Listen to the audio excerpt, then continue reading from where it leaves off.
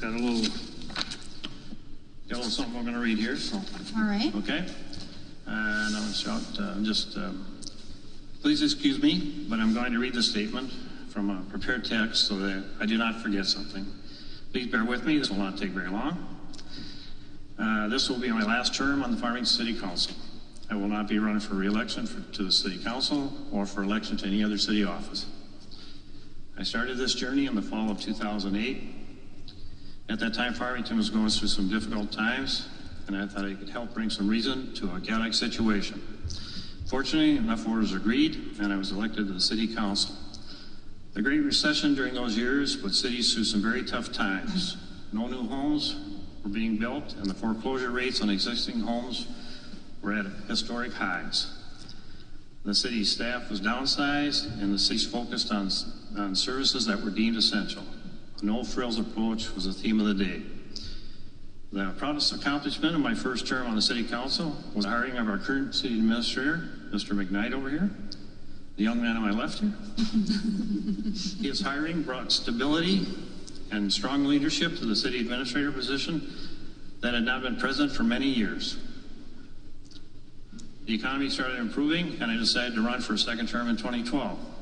During the second term, it was a city priority to improve the city's finances and hold down tax rates.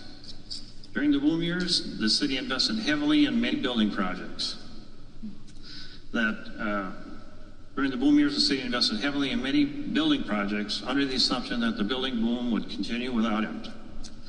Included in this list was a new city hall, this fine building, a new fire station, a new maintenance facility, and a new police station, and the Vermilion River Crossings infrastructure. Build it and they will come. The building boom halted abruptly, and they didn't come. However, the city and its taxpayers are on the hook to make the bond payments on the investments for the future from stagnant to shrinking tax base, hence the hard times. During 2016, the economy was improving, and a lot of the hard decisions had already been made, so I decided to run for a third term. The future looked brighter. The last 3 years on the council have been the most difficult years for me. There have been some very public and divisive decisions made by the council. The low point of my entire tenure on the council was the council's handling of the police chief issue. Going forward, the city needs to ease the tax burden on our residents. The simple fact is that the city needs more rooftops to attract new businesses, and more new businesses to attract rooftops. I guess 22. I admit I do not have the answer. I wish I did. The big deterrent to growth is the high tax rate in Farmington compared to its neighbors. To help make this point, the city of Farmington issued 32 new residential building permits last year. The city of Lakeville issued over 550 new residential building permits last year. Tax rates are certainly not the only reason for this discrepancy, but they are a highly visible factor. All the contributors to the city's tax rate need to do everything possible to contain tax rates. Future councils should spend money wisely. Take a lesson from the past and spend money when it is needed and not in anticipation of a future need that might never materialize.